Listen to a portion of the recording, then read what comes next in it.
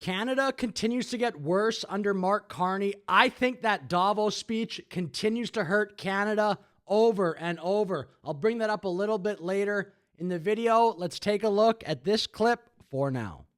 The United States is pausing a long-standing joint Canada-U.S. military board. That's according to the U.S. Undersecretary of Defense, who says Canada has failed to make credible progress on its defense commitments.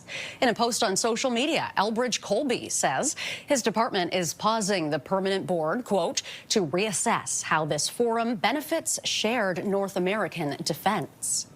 The board was established in 1940 as an advisory forum for U.S.-Canada bilateral defense cooperation.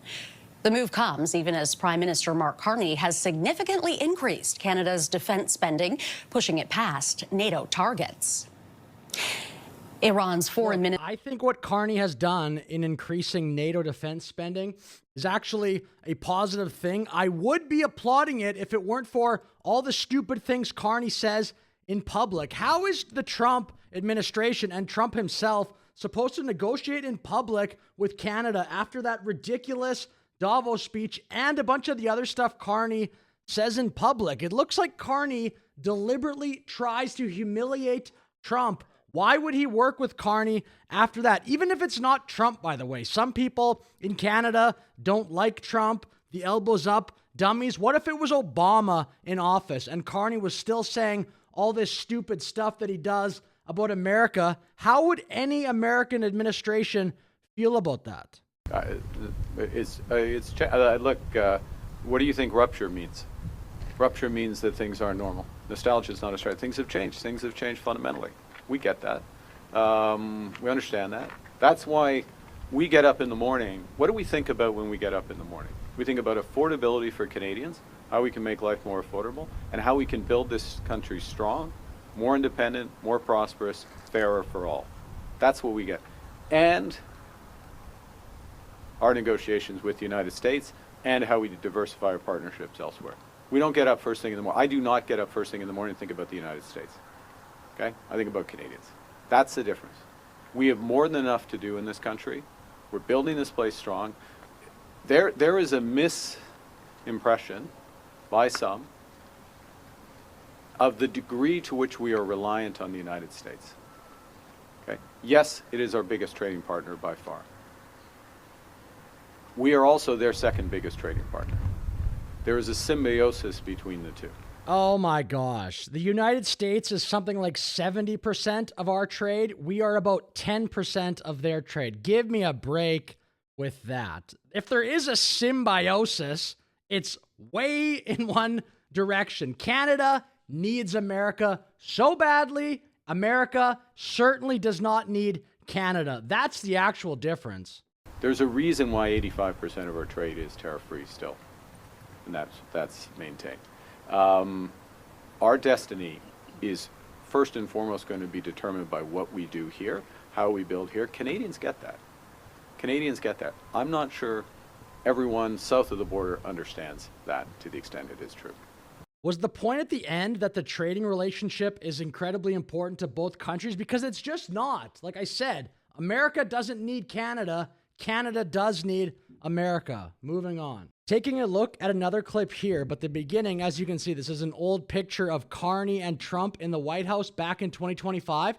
I predict, because of that Davos speech, you will not see Carney at the White House during Trump's entire second term. I don't think you'll see Trump visit Ottawa to meet with Carney either. That Davos speech, I really do not think Canadians understand how dumb that was. So many Canadians were like, oh, that's so important. He met the moment. It was so stupid. It was like an NHL hockey player telling the NHL, hey, go F yourself. I don't need you. I'm going to go play hockey in Italy or something and make way less money. That, I actually think, is a good analogy for what Carney did there in Davos. Hey, world superpower with most of the big companies, with so much technological innovation. Go F yourselves. We're going to trade with Sweden and what? Vietnam? What the hell was he thinking in that speech? It was all about his own ego, his own crap.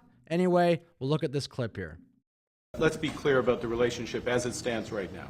The Canada-U.S. relationship is facing yet another challenge, with the Trump administration pulling back from a government working group dedicated to North American defense. My initial reaction is stupid foolishness. Once again, the Americans want to talk to themselves instead of talking to other people. The announcement came on social media. Canada has failed to make credible progress on its defense What was that guy saying there? There's so many embarrassing people in Canada that are so hopped up on the elbows up stuff. Here's another old clip of Carney. I wonder why the Trump administration doesn't really want to work with Canada like maybe it would have in the past. The days of our military sending 70 cents of every dollar to the United States are over. The progress that we have made in the partnership. Okay, so I guess this is a montage. That's great. But what he said there, what, a standing ovation? Yeah, fuck America. What the hell? The Liberal Party is so embarrassing.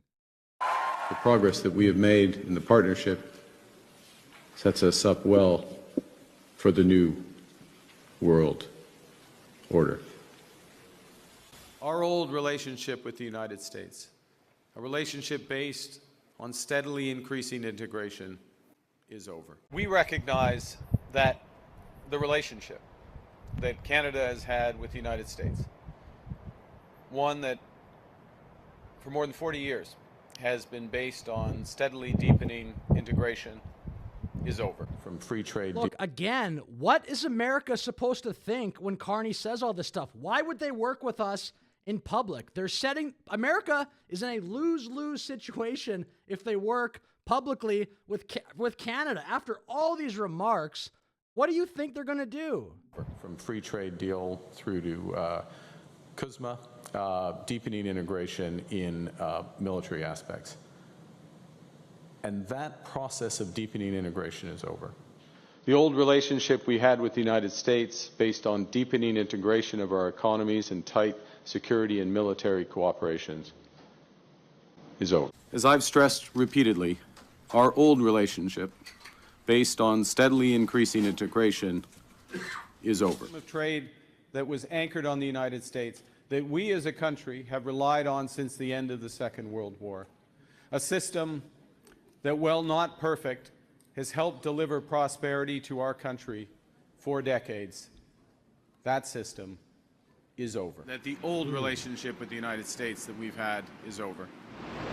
If someone said all this stuff as a private citizen, you would probably rightfully call them a total psycho.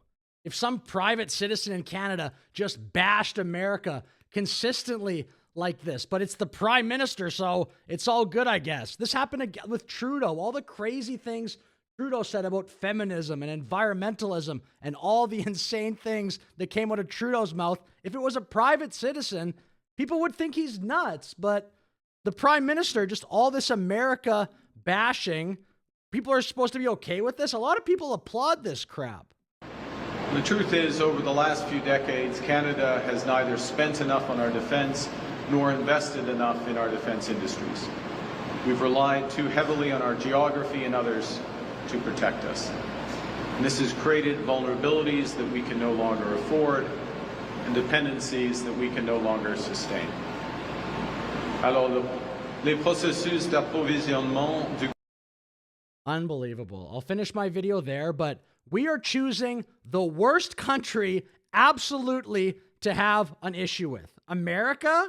What are you thinking? Choose any other country in the world to do this to. You're choosing the strongest country in the world by far that happens to be your southern neighbor. With that said, I'll finish my video. Like and subscribe. We are so cooked in Canada. It's sad to see.